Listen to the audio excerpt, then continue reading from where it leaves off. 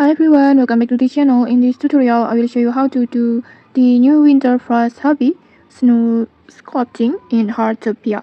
First, make sure you already have a snow sculpting pens like this and then a snow machine like this.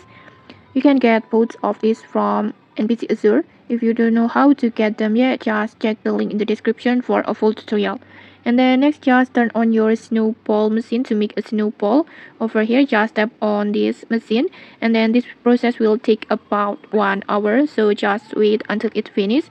And once you have the snowball, just go to the snow sculpting pens and tap on it like this. And then after that, just tap on this icon, this one, just tap on it. And then after that, just tap on the button that randomly appears like this.